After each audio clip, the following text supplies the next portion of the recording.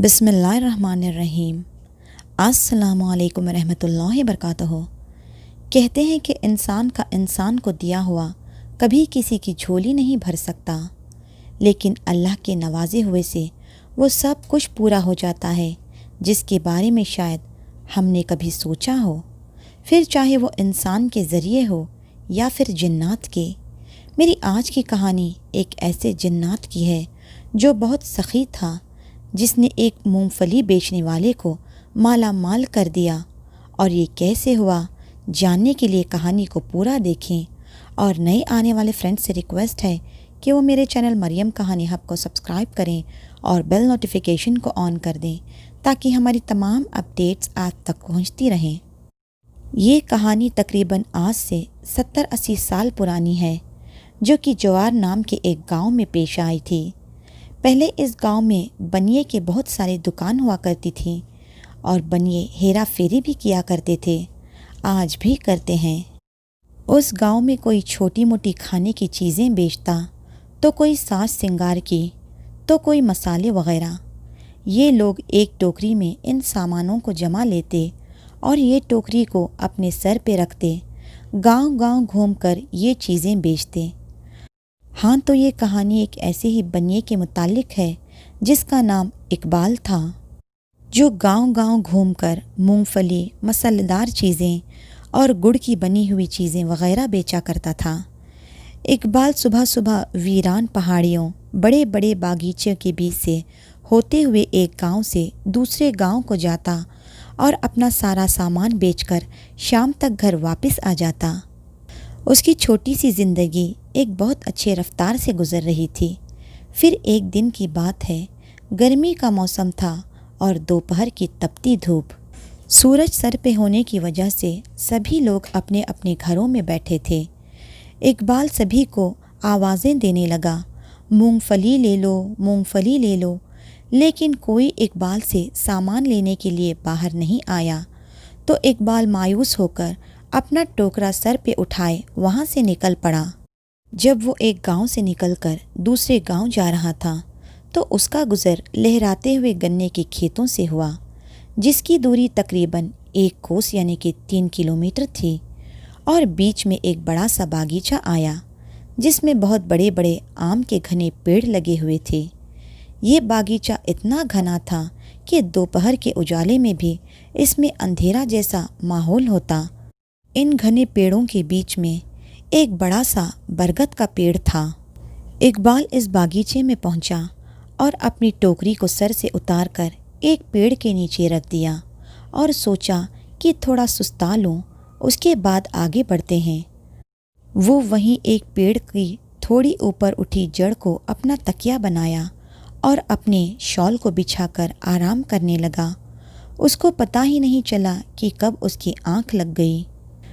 अचानक उसे लगा कि बागीचे में कहीं बहुत तेज़ आंधी उठी है और डालियों वगैरह के टकराने से बहुत शोर हो रहा है। वो उठकर बैठ गया और डालियों की टकराने वाली जगह पर देखने लगा।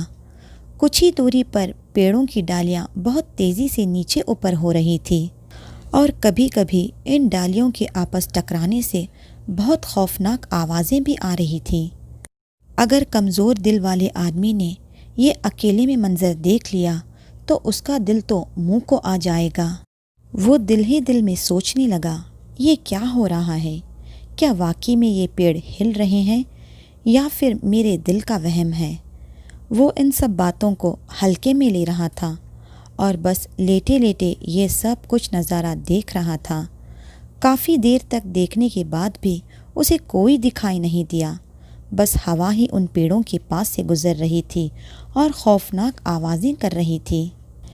इकबाल के लिए ये नज़ारा चाहे किसी हवा का हो या फिर किसी चुड़ैल या भूतों का खेल, सब आम सी बात थी, क्योंकि उसे सुनसान रास्तों, झाड़ियों, घने घने बागीचों वगैरह से होकर अकेले जाना पड़ता था।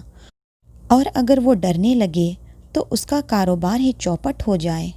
फिर थोड़ी देर गुजरने के बाद उसने देखा कि खौफनाक चेहरे वाले लोग एक पेड़ से दूसरी पेड़ पर छलांग मार रहे थे और इसी वजह से उन दोनों पेड़ों की डालियां بہت زور زور سے ہل رہی تھی اور خوفناک آوازیں بھی آ رہی تھیں۔ اب اقبال کو ساری باتیں سمجھ آ گئی کہ یہ ہوا کا کھیل نہیں بلکہ دو خوفناک چہرے والے لوگ آپس میں جھگڑا کر رہے تھے۔ آخر یہ جھگڑا کس بات پر کر رہے تھے؟ یہ دو خوفناک چہرے والے شخص میں سے ایک شخص بڑے قد والا تھا تو دوسرا قد میں چھوٹا تھا۔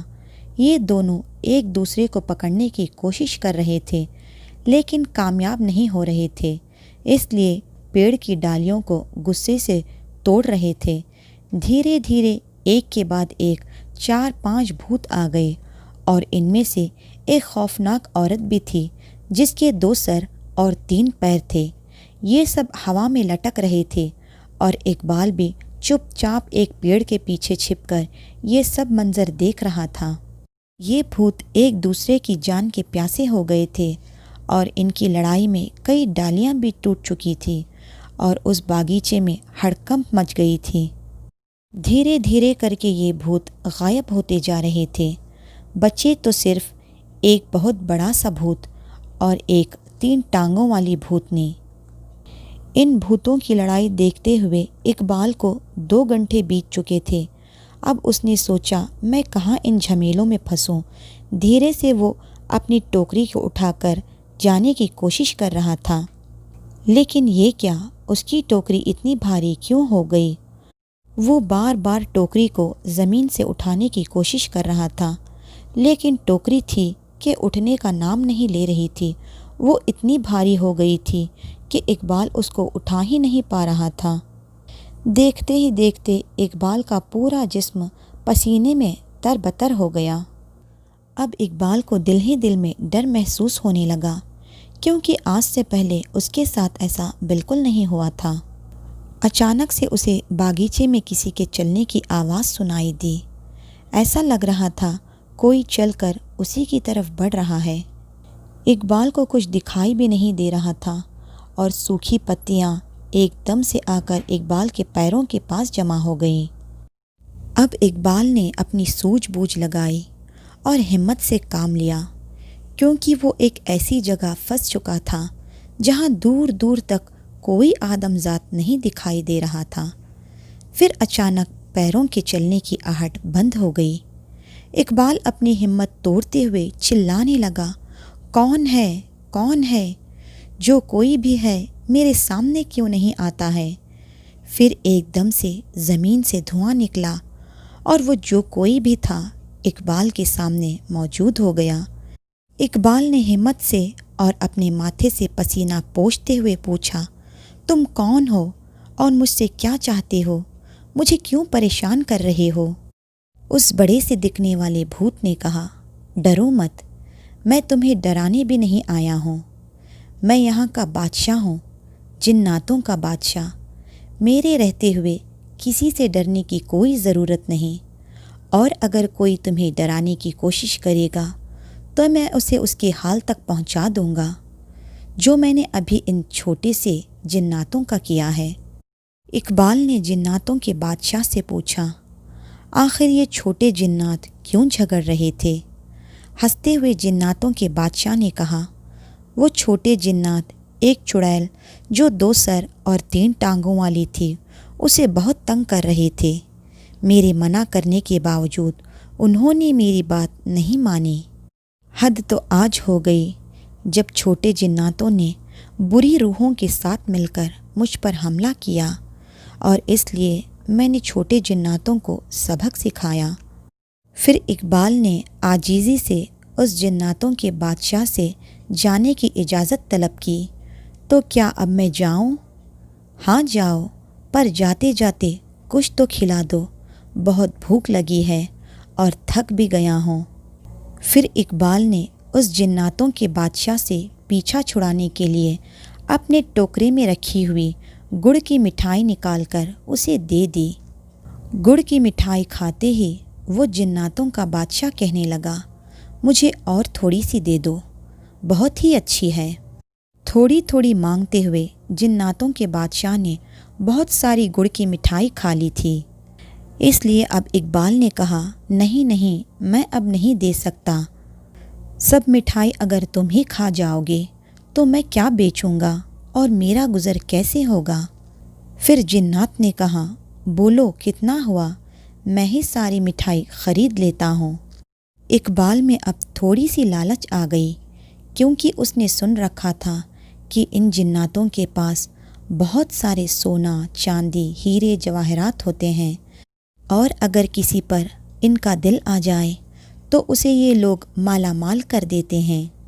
अब इकबाल ने टोकरी में से थोड़ी और गुड़ की मिठाई निकालकर उस जिन्नात की ओर बढ़ाते हुए बोला कि अब पैसे दे दो और सारी टोकरी तुम ही ले जाओ। जिन्नात ने इकबाल के हाथ से गुड़ की मिठाई ले ली और खाते खाते बोला कि ये टोकरी उठाकर बिना डरे मेरे पीछे पीछे आ जाओ। अब इकबाल उस जिन्नातों के बादशाह के पीछे पीछे चल दिया। जिन्नातों के बादशाह ने उसे बागीचे के अंदर बहुत ज़्यादा गहराई में ले गया।